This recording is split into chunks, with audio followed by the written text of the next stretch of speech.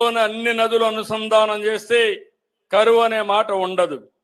సాగు, త్రాగు, పరిశ్రమలకు అవసరమైన నీరు అందిస్తే ఆర్థిక వ్యవస్థ పురోగమిస్తుంది.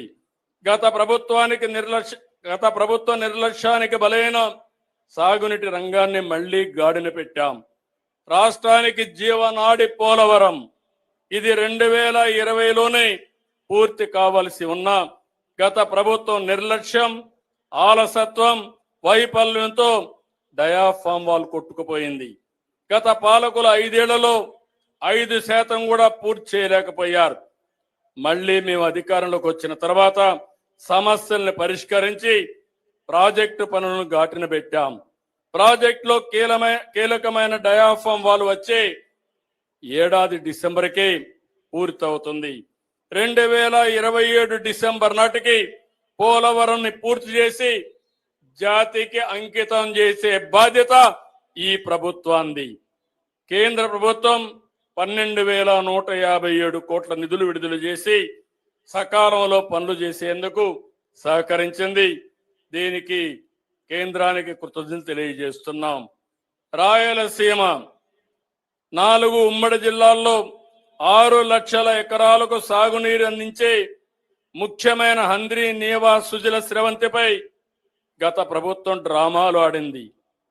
కాలువలకు నీటి విడుదల పేరుతో గేట్ల సెట్టింగ్ వేసి నాటి ప్రభుత్వం రైతులను మోసం చేసింది, నవ్వుల పాలైంది. మేము అధికారంలోకి రాగానే హంద్రీ, నీవా పైన దృష్టి పెట్టాం. గత నెలలో ప్రధాన కాలువ వెడల్పుని 100 రోజుల్లో పూర్తి చేసి రికార్డు సృష్టించాం. 3,850 క్యూసెక్స్ల నీటిని విడుదల చేశాం. ఈ నెలలోనే చిత్తూరు జిల్లా చివరి ఆయకట్టుకు నీళ్లు ఇస్తాం. ప్రకాశం జిల్లాని కరువు నుంచి బయటపడేసే వెలుగొండ ప్రాజెక్టుకి అత్యంత ప్రాధాన్యత ఇస్తున్నాం. వచ్చే ఏడాది జూలై కల్లా సాగునీరు ఇచ్చేలా పనులు ప్రారంభం చేశాం. వంశధార ప్రాజెక్టు పనులు వచ్చే ఏడాది జూన్ నాటికి పూర్తి చేసి 40,000 ఎకరాలకు నీళ్లు ఇవ్వాలని లక్ష్యంగా పెట్టుకున్నాం. చింతలపూడి లిఫ్ట్ ఇరిగేషన్ అనుమతులు సాధించి నిర్మాణం చేపడతాం. పోలవరం ఎడమ కాలువను వీరిని తొందరగా పూర్తి చేసి విశాఖ నగరానికి సాగునీరు, పారిశ్రామిక అవసరాలు తీరుస్తాం.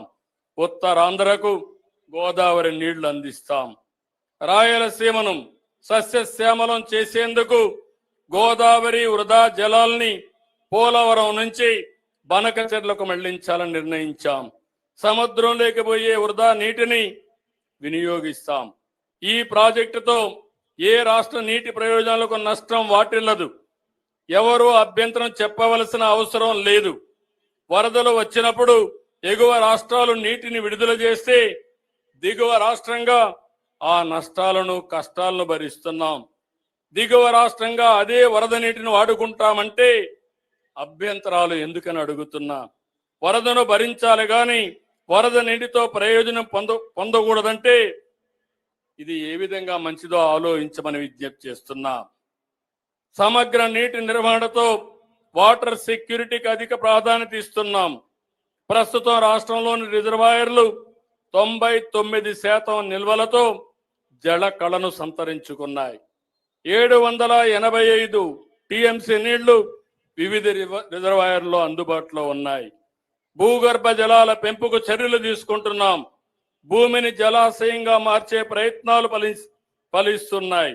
వర్షాకాలం తర్వాత +3 3 మీటర్లు, ముందు -8 మీటర్ల కంటే తగ్గకుండా భూగర్భ జలాలు ఉండేలా నీటి నిర్వహణ చేపడుతున్నాం.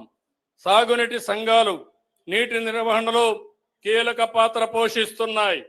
6,047 సాగునీటి సంఘాలు, 267 డిస్ట్రిబ్యూషన్ కమిటీలు, 58 ప్రాజెక్టు కమిటీలని నీటి నిర్వహణలో భాగస్వాములు చేస్తున్నాం.